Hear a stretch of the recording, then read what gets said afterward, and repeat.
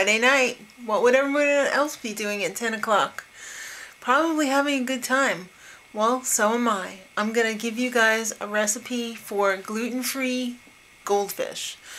Everybody loves those Pepperidge Farm goldfish crackers, but they're not gluten-free. So for people who are avoiding gluten, it's pretty hard to find a good substitute for those.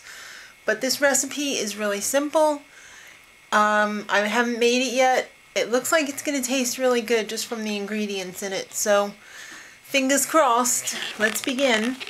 Not too many ingredients, which is nice. Some brown rice flour, some grated sharp cheddar cheese, the twins here, baking powder and baking soda, some butter, xanthan gum, or they say you could use guar gum. I have a feeling you could probably use expandex too if that's what you got on hand. Some sea salt, and some buttermilk, and that's it. I don't know if you can actually do this in a not a food processor. The recipe calls for a food processor, but I guess you could experiment if you want. So let's get started. Alright, so the ingredients are going to be in the description box, and they'll also be on the website www.itsbeyondreality, so don't worry if you don't get them all during the video. Just look down there. Alright, so I'm using my scale to weigh out my flour, and I'm going to put in 200 grams of the rice flour and 2 cups or 8 ounces of the shredded cheddar cheese.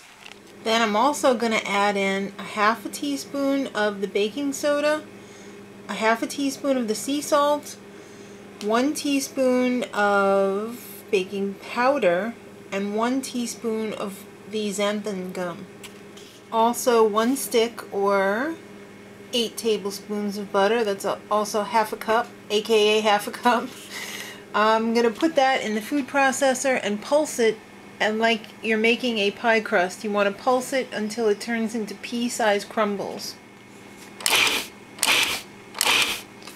Alright, there we go. There's our pea-sized crumbles.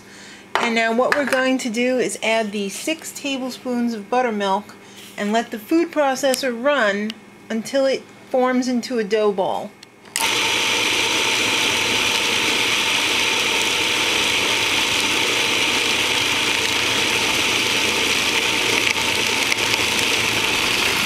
There we go. There's the old dough ball. Alright guys, so they're all done.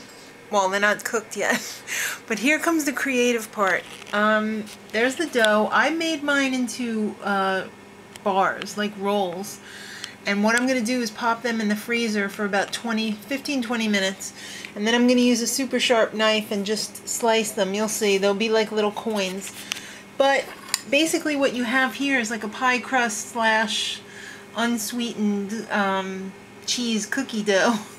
So you could roll them out like sugar cookies and use any cookie cutters that you want. You could use a bat or any kind of animal or anything really. I mean, there's no limit to how creative or how little creative you want to be on these. So after I get those sliced up and on the cookie sheet here, I'll show you how long to cook them.